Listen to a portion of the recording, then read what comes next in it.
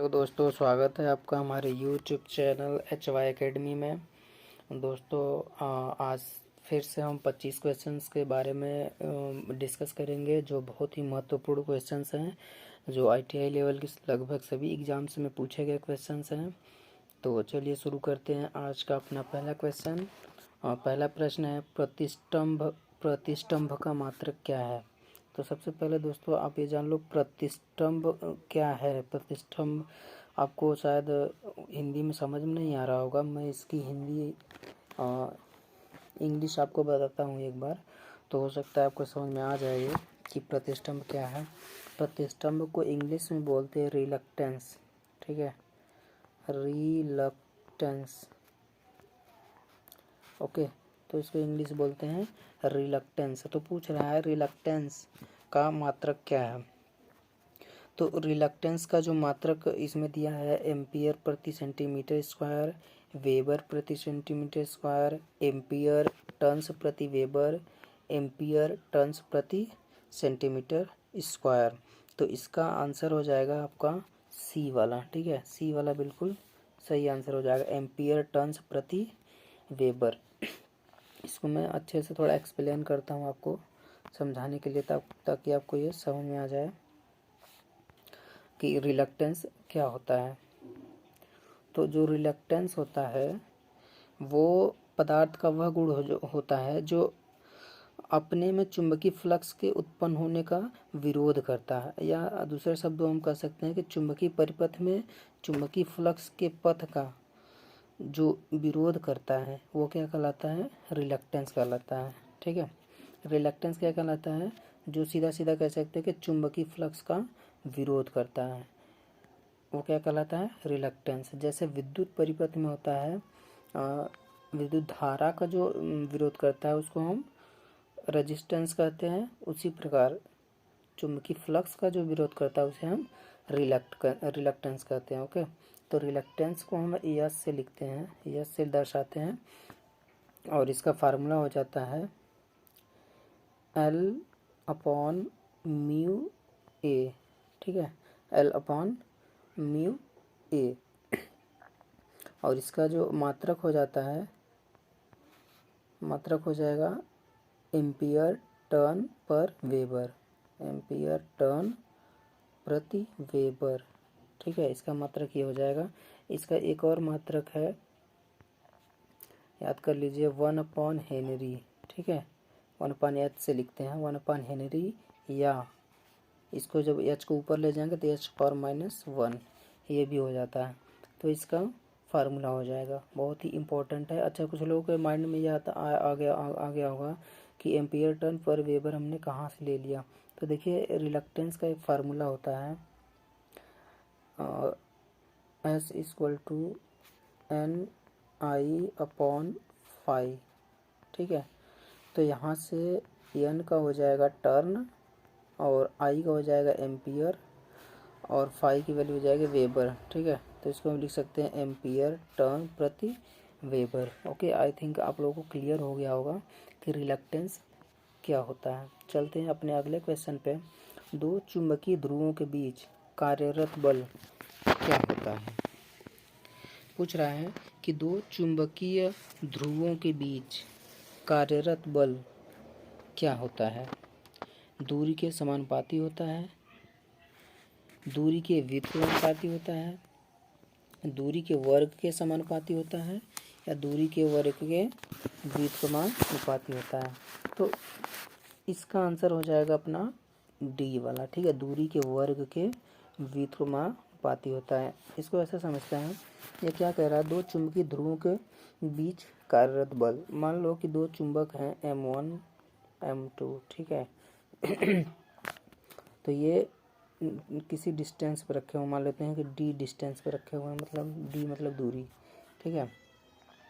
तो इसका फार्मूला हो जाता है F प्रोपोर्शनल हो जाएगा M1 M2 अपॉन डी का स्क्वायर।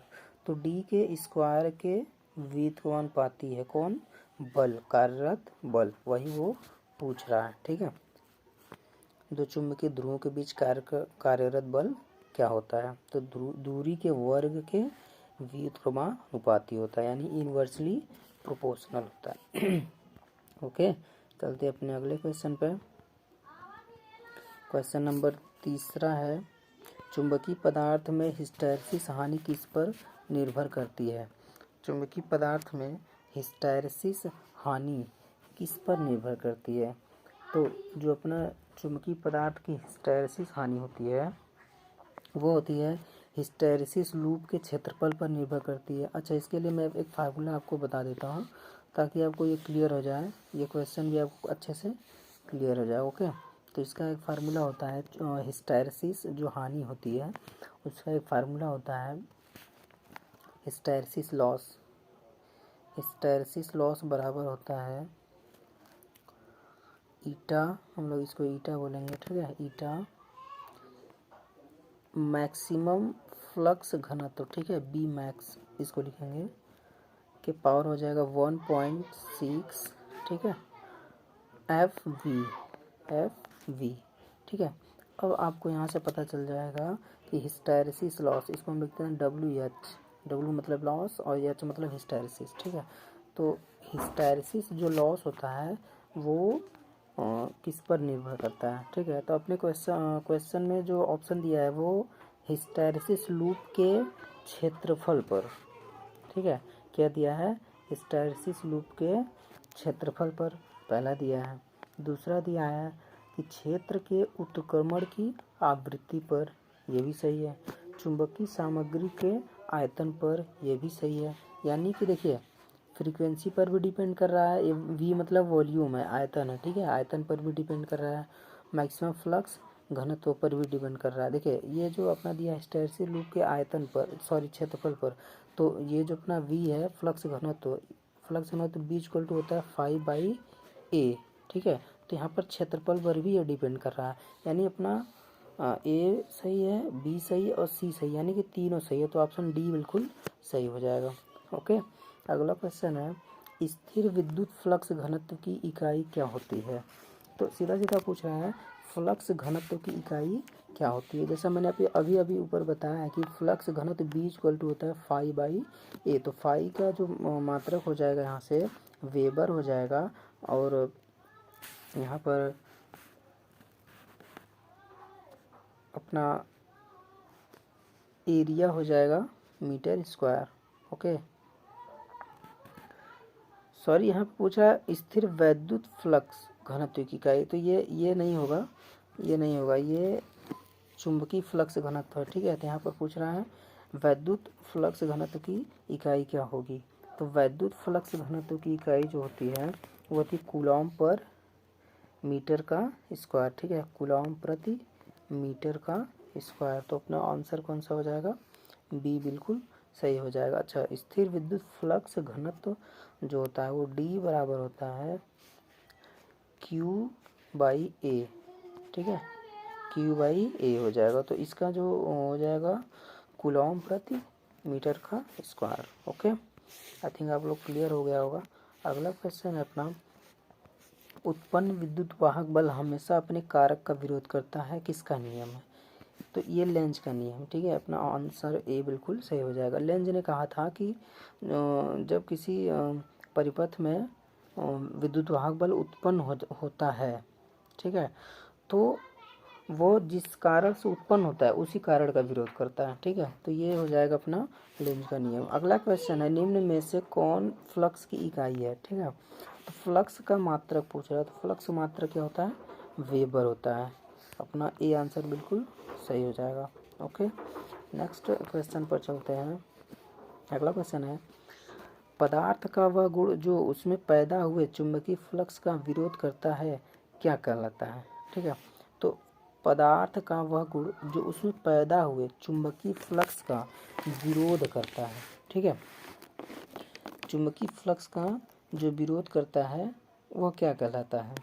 तो ये हो जाएगा अपना रिलक्टेंस। जैसे मैंने ऊपर अभी डिस्कस किया इसके बारे में, चुंबकीय फ्लक्स का विरोध क्या करता है? रिलक्टेंस, यानी प्रतिष्ठंभ, इसको हिंदी बोलते हैं प्रतिष्ठंभ, इंग्लिश बोलते हैं रिलक्टेंस। इसका मैंने फार्मूला भी ऊपर बताया अभी, यस बराबर होता है L/μA, ठीक है।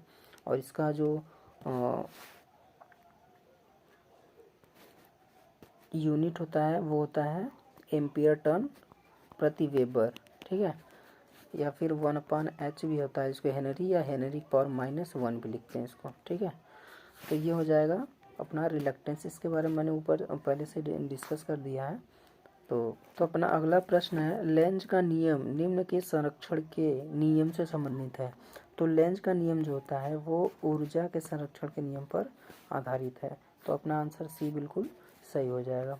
अगला प्रश्न है, फ्लेमिंग के बाएं हाथ के नियमानुसार जब तर्जनी अंगुली फील्ड या फ्लक्स की दिशा बताती है तब बीच की अंगुली क्या बताती है। ओके, तो ये अपना आंसर हो जाएगा चालक में धारा, ठीक है, चालक में धारा, पहला आंसर हो जाएगा चालक में धारा। अगला प्रश्न है, फ्लेमिंग के बाएं हाथ का नियम किस पर लागू होता है। तो फ्लेमिंग का जो बाएं हाथ का नियम होता है वो मोटर पर लागू होता है, ठीक है, और दाहिने हाथ का नियम जनरेटर पर लागू होता है। इसको आप लोग याद रखिएगा, बाएं हाथ का नियम मोटर पर और दाहिने हाथ का नियम जनरेटर पर, ठीक है। अगला प्रश्न है, एसी परिपथ में पटलित लोहे को किस लिए प्रयुक्त करते हैं। तो पटलित लोहे को हम लोग एडी करंट को कम करने के लिए यूज करते हैं, ठीक है, पहला क्वेश्चन आंसर बिल्कुल सही हो जाएगा। अच्छा, ये जो पटलित लोहे का मतलब ये है लैमिनेटेड आयरन, ठीक है, लैमिनेटेड आयरन। लैमिनेटेड आयरन का मतलब ये हो गया, जैसे आपने देखा होगा कि ट्रांसफार्मर जब बनता है तो पतली पतली पतली पतली जो होती है अपनी कोर यूज की जाती है, तो प्रत्येक कोर के बीच में लैमिनेशन किया जाता है, ठीक है। तो लैमिनेशन जो किया जाता है इसी को हम लोग बोलते हैं पटलित कोर या लैमिनेटेड आयरन या लैमिनेटेड कोर, ठीक है। तो इसलिए यूज करते हैं ताकि हमारा जो एडी करंट हो वो कम हो जाए, ताकि हमारी जो एनर्जी के लॉसेस हो कम से कम, सॉरी, ऊर्जा का जो बचत हो ज़्यादा से ज़्यादा हो जाए, ठीक है। अगला क्वेश्चन है, ताप वैद्युत युग्म किस सिद्धांत पर कार्य करता है। ताप वैद्युत युग्म का मतलब है थर्मोकपल, ठीक है, इसको इंग्लिश बोलते हैं थर्मोकपल। तो थर्मोकपल पूछ रहा है किस सिद्धांत पर कार्य करता है। ये बहुत इंपॉर्टेंट क्वेश्चन है, ये बहुत सारे एग्जाम में पूछा गया क्वेश्चन है, तो इसको माइंड में रखिएगा। ये है अपना सीबेक प्रभाव पर डिपेंड करता है, ठीक है, सीबेक प्रभाव पर काम करता है, ठीक है। अगला क्वेश्चन है, सस्पेंस का चुंबकीय सस्पेंस का व्युत्क्रमानुपाती चुंबकीय क्या है। क्वेश्चन में थोड़ा सा इसमें गड़बड़ है, इसमें क्वेश्चन है सस्पेंस किसके व्युत्क्रमानुपाती होता है, ठीक है, सस्पेंस किसके व्युत्क्रमानुपाती होता है, क्वेश्चन ये है। तो सस्पेंस जो होता है अपना रिएक्टेंस के व्युत्क्रमानुपाती होता है, ठीक है, रिएक्टेंस के व्युत्क्रमानुपाती होता है। तो ऑप्शन डी बिल्कुल सही हो जाएगा, रिएक्टेंस के व्युत्क्रमानुपाती होता है, ठीक है। अगला क्वेश्चन है, स्वप्रेरण की इकाई क्या होती है। स्वप्रेरण की इकाई क्या होती है। तो स्वप्रेरण की इकाई होती है हेनरी, ठीक है। अगला प्रश्न है, एक धारावाहक चालक बलागुण का अनुभव कब करेगा। एक चालक है वह बलागुण का अनुभव कब करेगा। तो ऑप्शन है समान चुंबकीय क्षेत्र में रखने पर, असमान चुंबकीय क्षेत्र में रखने पर, समान और असमान दोनों चुंबकीय क्षेत्र में रखने पर, असमान विद्युत क्षेत्र में रखने पर। तो इसका जो आंसर हो जाएगा पहला ऑप्शन, समान चुंबकीय क्षेत्र में रखने पर। जब हम किसी चालक को समान चुंबकीय क्षेत्र में रखते हैं तो वो जो चालक होगा एक बलागुण का अनुभव करेगा, ठीक है। अगला प्रश्न है, यांत्रिक लव घर्षण हानियाँ मिलकर क्या बनाती हैं। तो ये तीनों हानियाँ मिलकर के स्ट्रे हानियाँ बनाती हैं, ठीक है, स्ट्रे हानियाँ। अगला प्रश्न है, चुंबक के द्वारा अल्प मात्रा में प्रतिकर्षित होने वाला पदार्थ क्या कहलाता है, ठीक है। तो चुंबक के द्वारा अल्प मात्रा में जो पदार्थ प्रतिकर्षित होता है उसे हम लोग डाया चुंबकीय पदार्थ कहते हैं, ठीक है, या डाया मैग्नेटिक मटेरियल कहते हैं।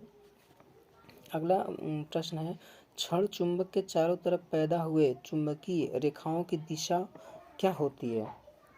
तो किसी भी चुंबक के चारों तरफ जो चुंबकीय बल रेखाएं होती है उनकी दिशा हमेशा नॉर्थ से साउथ होती है, यानी कि उत्तर से दक्षिण की साइड में होती है, ठीक है, उत्तर से दक्षिण की साइड में होती है, नॉर्थ से साउथ को हम लोग लिखते हैं N2S, ठीक है।